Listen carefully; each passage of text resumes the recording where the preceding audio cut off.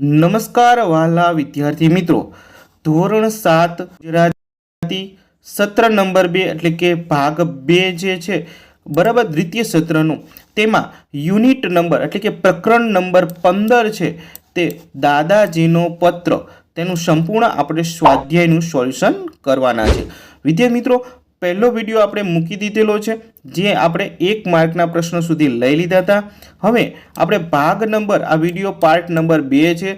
જો ભાગ તમારે 1 જોવાનો બાકી હોય તો આ વિડીયોની ડિસ્ક્રિપ્શનમાં લિંક આપેલી છે, બરાબર, ત્યાંથી ક્લિક કરી અને ભાગ 1 જોઈ શકો. અને આ છે આપણે વિડીયો ભાગ નંબર 2, જે તમને ખૂબ જ પ્રશ્નના જવાબ સ્વપોથી અને પાઠ્યપુસ્તકમાં જવાબ લખવામાં ખૂબ હેલ્પ થવાના છે. તો ખાસ કરીને વિદ્યાર્થી મિત્રો, જો હજી સુધી તમે અમારી આઈએમપી એજ્યુકેશન ચેનલને સબસ્ક્રાઈબ ન કરી હોય તો સબસ્ક્રાઈબ કરી નાખજો. તમને ખૂબ જ મોસ્ટ ઇમ્પોર્ટન્ટ મહત્ત્વના પ્રકરણના વિડીયો અને સ્વાધ્યાયનો સોલ્યુશન મળતા રહેવાના છે. તો ચાલો શરૂ કરીએ વિડીયો ભાગ નંબર 2. જો હજી કહું છું કે ભાગ તમે 1 ના જોયો તો પહેલાં જોઈ લીજો મિત્રો, જેથી કરીને તમારા બીજા અન્ય જે વૈકલ્પ છે, ખાલી જગ્યાઓ છે, જોડકાઓ છે, તેના સંપૂર્ણ જવાબ આપણે પાર્ટ 1માં લઈ લીધા છે, ભાગ 1માં લઈ લીધા છે. આ ભાગ નંબર 2 છે. તો ચાલો વિડીયોની શરૂઆત કરીએ. તો વિદ્યાર્થી મિત્રો, અહીંયા આપણે પાંચમા પ્રશ્ન એટલે કે 1 વાક્યના ઉત્તરો માટે પહોંચી ગયા છીએ. અને મોટા પ્રશ્નો, પત્ર અને વ્યાકરણ બધું જ આ જ વિડીયોમાં કવર થવાનું છે. મોસ્ટ આઈએમપી બનવાનો છે વિડીયો, અને મોસ્ટ ઇમ્પોર્ટન્ટ પ્રશ્નોના જવાબો તમને મળી રહેવાના છે. તો આ વિડીયોને ખાસ તમે લાઈક કરી દેજો અને તમારા મિત્રોને પણ શેર કરી દેજો. ચાલો શરૂ કરીએ. પહેલો પ્રશ્ન છે, દાદાજીને કોની હાજરી સતત ચાલે છે? તો તમારો જવાબ આ રીતના લખવાનો છે, બરાબર, ઉત્તર કરી કે પછી જવાબ લખી અને કે દાદાજીને પૌત્રીની ગેરહાજરી સતત ચાલે છે. ક્વેશ્ચન નંબર 2 છે કે વિવેક અભ્યાસ અર્થે ક્યાં ગયો છે અને કેમ? તો જવાબ લખીશું કે વિવેક પોતાના ઉજ્જવળ ભવિષ્ય માટે અભ્યાસ અર્થે વડોદરા ગયો છે. નેક્સ્ટ ક્વેશ્ચન છે, જે તમારા પાઠ્યપુસ્તકમાં પણ હશે, કે પૌત્રને પોતાના પત્રથી આશ્ચર્ય થશે એવું દાદાજી કેમ લાગ્યું? તો જવાબ લખીશું કે પૌત્રને પોતાના પત્રથી આશ્ચર્ય થશે એવું દાદાજીને લાગ્યું કારણ કે મોબાઈલ અને ફોનના આ યુગમાં દાદાજીનો લખેલો પત્ર એને મળશે, બરાબર. ચાલો નેક્સ્ટ જોઈએ ક્વેશ્ચન્સ.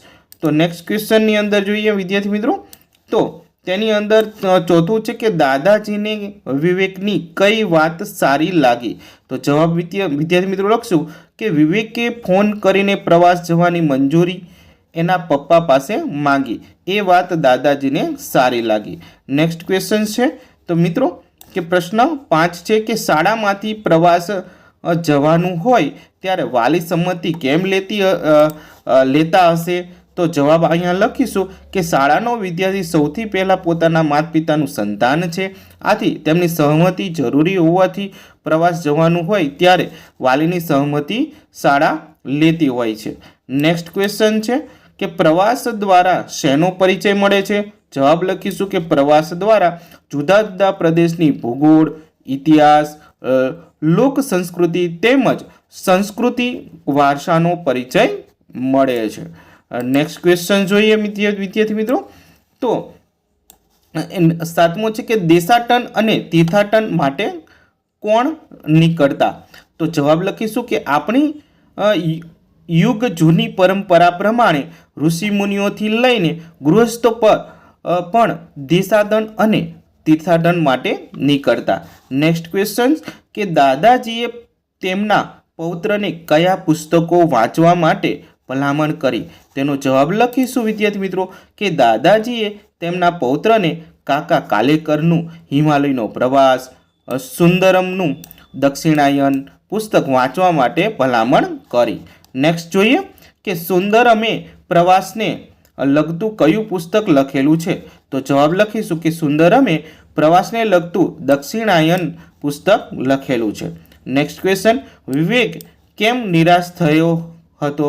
તો જવાબ લખીશું વિવેક ગણિત વિષયના યુનિટ ટેસ્ટમાં પરિણામ નબળું આવવાના કારણે તે નિરાશ થયો હતો.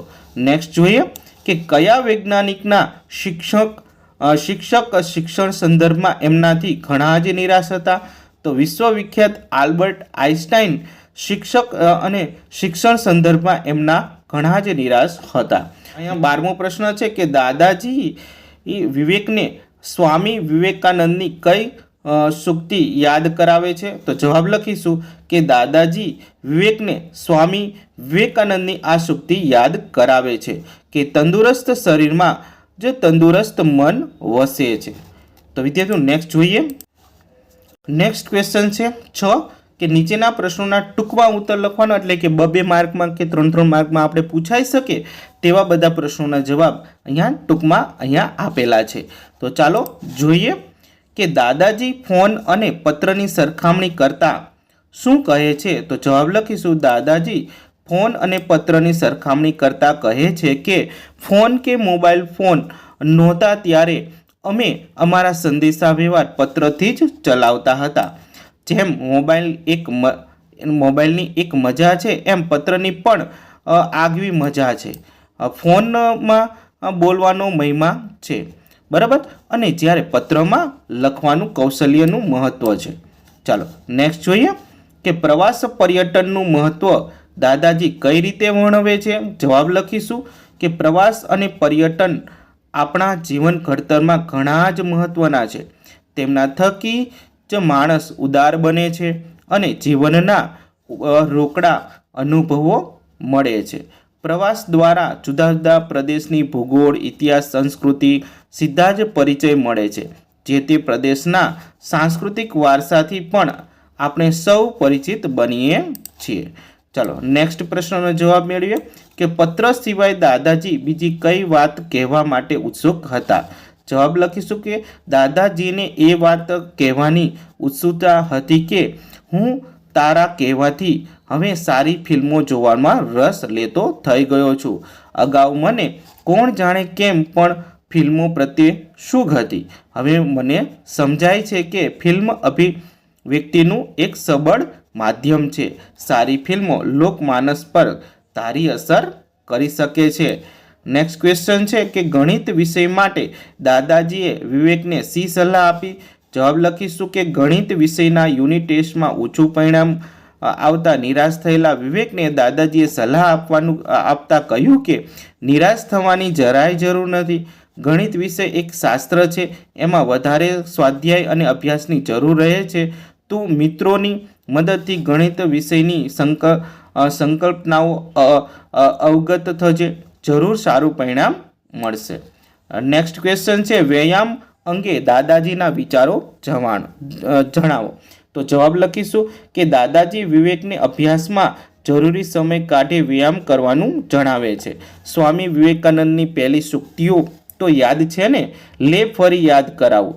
તંદુરસ્ત શરીરમાં જ તંદુરસ્ત મન વસે છે, આમ કહે છે. અને જો શરીર સ્વસ્થ હશે તો મન પણ કેવું રહેશે? સ્વસ્થ રહેશે. આથી સારા વિચાર, યાદશક્તિ માટે શરીરનું તંદુરસ્ત હોવું ખૂબ જ જરૂરી છે. તો મિત્રો નેક્સ્ટ ક્વેશ્ચન જોઈએ મિત્રો. તો આ મોટો પ્રશ્ન છે. જો તમારે આ મોટા પ્રશ્નો લખવાના હોય તો તમે વિસ્તારપૂર્વક લખી શકો છો. ઓકે, પ્રશ્ન નંબર 1 છે કે પ્રવાસ જવાની મંજૂરી માંગવા વિવેકે કરેલા ફોનના બદલામાં દાદાએ પત્રમાં પ્રવાસ બાબતે કઈ વિગતો જણાવી છે? તો જવાબ લખીશું કે વિવેક શાળામાંથી પ્રવાસ જવાનું આયોજન કરેલું હોવાથી તેણે પ્રવાસ જવાની મંજૂરી માંગતા પોતાના પપ્પાને ફોન કરીને પૂછ્યું કે પ્રવાસ જાવું કે કેમ. દાદાજીને વિવેકની વાત ખૂબ ગમી, આથી તેમણે પત્ર લખ્યો હતો. તેમણે જણાવ્યું હતું કે પપ્પાને પૂછ્યું તે તો સારી વાત છે, એમની મંજૂરી લેવાની જ હોય અને વડીલો એ આપે પણ ખરા જ, કેમ કે પ્રવાસ એ પર્યટન અને આપણા જીવન ઘડતર માટે ઘણા જ મહત્ત્વના છે અને તેના થકી જ માણસ ઉદાર બને છે અને જીવનમાં રોકડા અનુભવો મળે છે. ત્યારબાદ પ્રવાસ દ્વારા જુદા જુદા પ્રદેશના ભૂગોળ, ઇતિહાસ, બરાબર લોક સંસ્કૃતિનો પરિચય મળે છે. જે તે પ્રદેશ સાંસ્કૃતિક વારસાથી પણ આપણે આપણા સૌ પરિચિત બનીએ છીએ. આપણા દેશની આ પરંપરા યુગોયુગની અને ઋષિ મુનિઓથી લઈને ગૃહસ્થ પર્યટકોનો દેશાટન અને તીર્થાટન માટે નીકળતા. આમ દાદાજીએ પત્ર પ્રવાસ જવાની મંજૂરી સાથે જીવનમાં પ્રવાસનું મહત્વ સમજાવે એ પણ સમજાવ્યું હતું. નેક્સ્ટ ક્વેશ્ચન છે કે પૌત્રના નબળા પરિણામ અંગે દાદાજી શું લખે છે, તેમના વિચારો તમને કેવા લાગ્યા? તો જવાબ લખીશું કે દાદાજીના પૌત્ર વિવેકનું ગણિત વિષયની યુનિટ ટેસ્ટોના પરિણામ નબળું આવ્યું હતું. આથી તે થોડો નિરાશ થઈ ગયો હતો. તેને પ્રોત્સાહન આપવા માટે દાદાજીએ કહ્યું કે નિરાશ થવાની જરાય જરૂર નથી. ગણિત વિષય એક શાસ્ત્ર છે, એમાં વધારે સ્વાધ્યાય અને અભ્યાસની જરૂર છે. તું મિત્રોની મદદથી ગણિત વિષય પાયાની સંકલ્પનાઓની અવગત થજે, જરૂર સારું પરિણામ મળશે. આનાથી પણ વિશેષ સમજાવતા દાદાજીએ કહ્યું કે અનેક લોકો જીવન ચરિત્ર વાંચ્યા છે, એમાંના કંઈક બધા જ દરેક વિષયના પ્રવીણ હતા એવું નહોતું, પરંતુ તેઓ કોઈ પણ પરિસ્થિતિમાં નિરાશ થયા નહોતા. વિખ્યાત વૈજ્ઞાનિક આલ્બર્ટ આઇન્સ્ટાઈને શિક્ષણ સંદર્ભે બાળપણમાં એમના શિક્ષક ઘણા જ નિરાશ હતા, પરંતુ આઇન્સ્ટાઈને ચમત્કાર કરી દેખાડ્યો. તું પણ એ કરી શકે છે.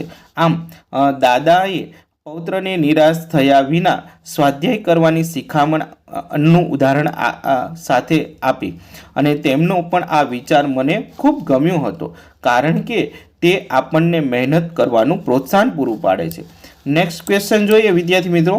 તો એમાં તમારે લખવાનું છે કે નીચેના પ્રશ્નોના માગ્યા મુજબ ઉત્તર લખવાના છે, જેમાં નીચે આપેલા શબ્દ અને તેનો અર્થ વાંચવાનો છે અને તેને મુજબ આપણે વાક્ય બનાવી લખવાના છે. જેમ કે પ્રફુલ્લ છે તો પ્રફુલ્લિત કરવાનું છે, અને વાક્ય લખીશું કે સવારે ચાલવા જવાની મન પ્રફુલ્લિત બને છે. એમ સુવાસ તો સુરભી લખીશું, અને ફૂલની સુવાસથી આખો બાગ મધમતો હતો. વાક્ય લખીશું કે તાજા ગુલાબની સુરભીથી આખો હોલ મહેકતો હતો. નેક્સ્ટ છે કે રૂવાટું તો રોમ અથવા પુલક પણ થાય. દિવાળીબેનનું ગીત સાંભળી મારા તો રૂવાટા ઊભા થઈ ગયા. વાક્ય બનાવીશું કે ઐશ્વર્ય મૃદારના મારું મન મોહી ગીત શરીરના રોમ તાજગી ભરી દે છે. નેક્સ્ટ છે કે રચના તો ગોઠવણ અથવા વ્યવસ્થા થાય છે. વાક્ય છે એનું બરાબર કે કુદરતની બધી જ રચના સુંદર અને ઉત્તમ છે. વાક્ય બનાવીશું કે દાડમના દાણાની ગોઠવણ ઈશ્વર જેવી કોઈ ના કરી શકે. નેક્સ્ટ છે બરાબર એ છે આશ્ચર્ય, તો આશ્ચર્યની અંદર નવાઈ થશે અર્થ, અને આજના આ મોબાઈલ યુગમાં પત્ર આવે તો આશ્ચર્યમાં મૂકે. એવી જ રીતના વાક્ય બનાવી શકાય કે મારા દાદાને ફિલ્મો જોવા એ નવાઈ ઉપજાવે તેવી વાત છે. મિત્રો સતત વાંચું છું તમારી સામે વિડીયોની અંદર, ક્યાંક બરાબર વાંચવાની અંદર પછી છે એકાગ્રતા ન રહે એટલે એવું બને છે, તો ક્યાંક ભૂલ થઈ તો માફ કરશો. ચાલો જોઈએ પાંચમો કે પ્રવાસ અને મુસાફરી પર્યટન. તો પ્રવાસથી જીવનમાં રોકડા અનુભવો મળે છે, તો ઋષિ મુનિઓથી લઈને ગૃહસ્થ પણ મુસાફરી માટે નીકળતા. નેક્સ્ટ છે કે આપેલા ઉદાહરણ મુજબ બીજા શબ્દો અને વાક્યમાં પ્રયોગ કરવાનો છે. જેમ ઉત્સુક તો ઉત્સુકતા, તો હું મનીષને મળવા ઉત્સુક હતો, તો મનીષને મળવાની મને ઘણી જ ઉત્સુકતા હતી. તો ઉત્સુકનું ઉત્સુકતા જેવું વાક્ય બનાવવાનું છે. નેક્સ્ટ જોઈએ તો માનવ અને માનવતા, તો કે માનવ એક સામાજિક પ્રાણી છે. વાક્ય બનાવીશું બીજું કે વ્યક્તિમાં રહેલી માનવતા તેને અન્ય પ્રાણીની સરખામણીમાં અલગ પાડે છે. સજ્જન તો સજ્જનતા આવશે, સજ્જન વ્યક્તિ સૌને ભલું ઈચ્છે છે, તો વાક્ય બીજું બનાવશું કે સૌનું ભલું ઈચ્છવું એ સજ્જનતા છે. દરિદ્ર તો દરિદ્રતા થશે, દરિદ્ર વ્યક્તિ મદદ કરવી જોઈએ. બીજું વાક્ય બનાવીશું કે વ્યક્તિ દરિદ્રતા દૂર કરવા સૌનો સહકાર આપવો જોઈએ. નેક્સ્ટ જોઈએ વિદ્યાર્થી મિત્રો કે સુંદર તો સુંદરતા, કે વાહ કેટલું સુંદર ફૂલ. તો શું સુંદરતા છે આ ફૂલની? નેક્સ્ટ છે કે ઉદાર, તો ઉદારતા લખીશું પહેલું વાક્ય કે પ્રવાસ વ્યક્તિને દિલથી ઉદાર બનાવે છે, અને બીજું વાક્ય લખીશું કે પ્રવાસથી વ્યક્તિમાં ઉદારતાનો ગુણ ખીલે છે. નેક્સ્ટ જોઈએ કેમાં કે હિમાલયને શેફાલીના ગામ વિશે માહિતી જોઈએ છે. તે નીચેના મુજબના પ્રશ્નો પૂછે છે. તમે પણ આવા થોડા પ્રશ્નો ઉમેરો. તો આ પ્રશ્ન બનાવવાના છે, જેમ કે 1 થી 5 આપેલા છે, બીજા 6, 7, 8 આપણે અહીંયા ઉમેરેલા છે. નેક્સ્ટ જોઈએ, એમની અંદર છે શબ્દો શોધીને વાક્ય બનાવવાનો છે. તો શબ્દ ટ્રેનમાંથી એટલે કે આમાંથી જ તમારે વાક્ય બનાવે છે. તો અહીંયા તમે જોઈ શકો છો, આવી રીતના તમારે દરેક વાક્ય બનાવી અને લખવાના છે. તો આપ જોઈ શકો છો, યોગ્ય વિરામચિહ્નો મૂકી અને નીચેના વાક્ય ફરીથી લખવાના છે. તો આપણે અહીંયા યોગ્ય વિરામચિહ્નો મૂકી દીધા છે અને વાક્ય ફરી વખત લખેલું છે. આપ જોઈ શકો છો, અરે બેટા તને થશે કે દાદા તો રિટાયર્ડ થયા તોય ભણવાનું છોડતા નથી, ખરું ને? તો આ ખરું ને જે છે અહીંયા ઉદ્ગાર ચિહ્ન આવે. પછી અરે બેટા છે, અહીંયા પણ ઉદ્ગાર ચિહ્ન આવે. તો અહીંયા બંને જગ્યાએ ઉદ્ગાર ચિહ્ન આવશે, તો અહીંયા ખાલી મૂકી દેવાના છે અને વાક્ય છે એ એમનામ જ લખવાનું થશે તમારે. બરાબર છે. એવી જ રીતના બીજું છે કે પ્રવાસ દ્વારા જુદા જુદા પ્રદેશની ભૂગોળ, ઇતિહાસ અને લોક સંસ્કૃતિ સીધો પરિચય મળે છે. બરાબર. તો એની અંદર પણ તમારે અહીંયા પૂર્ણ વિરામ જે મળે છે, અહીંયા પૂર્ણ વિરામ નથી તો પૂર્ણ વિરામ મૂકવાનો છે. અહીંયા ભૂગોળ છે, અહીંયા અલ્પ વિરામ આવજો, અલ્પ વિરામ મૂકો. તો આવી રીતના મૂકી અને વાક્ય પૂરું કરવાનું. એવી જ રીતના ત્રીજું પણ છે, તમે જોઈ શકો છો. બરાબર. નેક્સ્ટ જોઈએ પ્રશ્ન કે નીચેના વાક્યો વાંચી તેના નામના બદલે વપરાતા હોય તેવા પદ એટલે કે સર્વનામ શોધીને લખવાના છે. કે અંધારામાં કોઈક આવતું હોય તેમ લાગ્યું, તો એમાં કોઈક છે જે સર્વનામ છે. બરાબર. એવી જ રીતના જ્યાં ત્યાં બીજા વાક્યમાં સર્વનામ છે. એમણે પોતાનું ઝાડુ પકડીને સફાઈ કરવા માંડી, તો એમણે અને પોતે. મેં જાતે આ વાત કહી હતી, તો મેં અને જાતે. પછી પ્યાલામાં થોડું દૂધ હતું, તો થોડુંક એ સર્વનામ છે. જ્યારે રાત પડશે ત્યારે તારા દેખાશે, તો જ્યારે ત્યારે પણ સર્વનામ છે. કોઈક આ સ્થાનની સંભાળ રાખતું હશે, તો કોઈક અને આ પણ એ સર્વનામ છે. જેને ખુદનો ભરોસો ન હોય તે ઈશ્વરનો ભરોસો પણ ન હોય નકામો, તો જેને ખુદનો અને તેને આ બધા છે સર્વનામ છે. તમે પંડે આ કામ કરો તો જ સમજાશે, તો તમે અને પંડે આ પણ સર્વનામ છે. ઓકે. વિદ્યાર્થીઓનો આપેલા વાક્યોમાંથી સર્વનામ શોધીને તેના પ્રકારો લખવાના છે. તો અહીંયા પ્રકારો સર્વનામના લખેલા છે કે કયા કયા પ્રકારના સર્વનામો છે, આપ જોઈ શકો છો. જો તમને જરૂર પડે તો તમે બધા જ સર્વનામો તમને ઉપયોગી થવાના છે. ત્યારબાદનો પ્રશ્ન છે, નીચે આપેલા વાક્યોને નિષેધ એટલે કે નકારાત્મક વાક્યોમાં ફેરવો. તો પહેલું છે તે નાટકમાં ભાગ લેશે, તો જવાબ લખીશું કે નાટકમાં ભાગ નહીં લે કે લેશે નહીં. બરાબર. પછી મોહન દાદા ઉદાર દિલના હતા, તો જવાબ લખીશું કે મોહન દાદા ઉદાર દિલના ન હતા. પછી પલ્લવીબેન અમને ગુજરાતી ભણાવે છે, તો પલ્લવીબેન અમને ગુજરાતી ભણાવતા નથી, તો નકાર વાક્ય થઈ ગયું. મેઘના ચિત્ર દોરે છે, તો મેઘના ચિત્ર દોરતા નથી. વિશાલ સાયકલ લઈને ગયો છે, તો વિશાલ સાયકલ લઈને ગયો નથી. બરાબર. નેક્સ્ટ છે કે પરેશના પિતા સૌને સૈનિક છે, તો લખીશું કે પરેશના પિતા સૈનિક નથી. દાદાજીએ ફિલ્મ જોઈ, તો જવાબ લખ્યું દાદાજીએ ફિલ્મ ન જોઈ. પછી મિતા શાળાએ સમયસર આવે છે, તો મિતા શાળાએ સમયસર આવતી નથી. બરાબર. નેક્સ્ટ છે સમાનાર્થી. તો વિદ્યાર્થીઓ દરેક સમાનાર્થી શબ્દો આપણે જોવાના છે. ઉજ્જવળ તો ઉજળું કે દેદીપ્યમાન થશે. બીજું છે મહિમા, તો પ્રતાપ કે યશ થશે. ત્રીજું છે પ્રવાસ કે મુસાફરી કે પર્યટન થશે. તીર્થાટન એટલે કે તીર્થયાત્રા થશે. આશ્ચર્ય તો નવાઈ કે અચરજ. તાળામાર તો ધોકાર કે ઝપાટા બંધ થશે. તંદુરસ્ત તો સ્વસ્થ કે સાજું થશે. પ્રવીણ એટલે નિપુણ કે કુશળ. પછી મંજૂરી એટલે પરવાનગી કે અનુમતિ થશે. નિરાશ કે હતાશ કે ઉદાસ. આશીષ કે આશીર્વાદ કે દુઆ. આશીર્વાદ છે મિત્રો શબ્દ જોડણી પણ ઘણી વખત પૂછાય છે, યાદ રાખજો. આશી પછી વા ઉપર રેપ આવશે. ઓકે. સંકલ્પના કે અવધારણા કે વિભાવના પણ હશે. નેક્સ્ટ છે વિરુદ્ધાર્થી જોઈએ. તો હાજરી તો ગેરહાજરી. વાજબી તો ગેરવાજબી. ગેરલાભ તો લાભ થશે, જવાબદાર તો બેજવાબદાર, અનુકૂળ તો પ્રતિકૂળ. હવે અનુકૂળની શબ્દ જોડણી જોઈજો મિત્રો. અનુકૂળ તો કે આમાં છે જે રસવાળું આવશે અને કૂળમાં છે એ દીર્ઘાવાળું આવશે, બરાબર. એમ પ્રતિકૂળમાં પણ દીર્ઘાવાળું છે. તો જોડણી પણ આપણે ઘણી વખત ધ્યાનમાં રાખવી જોઈએ. પરીક્ષામાં જોડણી પણ પૂછાતી હોય છે. પરિચય તો બરાબર અપરિચય થશે, દેશ વિદેશ, શક્ય અશક્ય, સબળ અને નિર્બળ. ત્યારબાદનું છે નિરાશા તો આશા અને તંદુરસ્ત તો બીમાર અને સ્મરણ તો વિસ્મરણ. નેક્સ્ટ છે શબ્દની જોડણી સુધારીને ફરી લખવાનું છે. તો આપણે તમે જોઈ શકો આ બધી જોડણી મહત્વની મોસ્ટ આઈએમપી છે જે પરીક્ષામાં ઘણી વખત પૂછાય છે. ત્યારબાદ શબ્દનો ક્રમ છે જે કક્કાવારી પ્રમાણે તમારે લખવાનો છે. કક્કાવારી પ્રમાણે આપણે ક્લાસમાં પણ શીખવાડેલું છે અને તમે શીખ્યા પણ હશો, બરાબર. એ પ્રમાણે ગોઠવી નાખવાનું છે.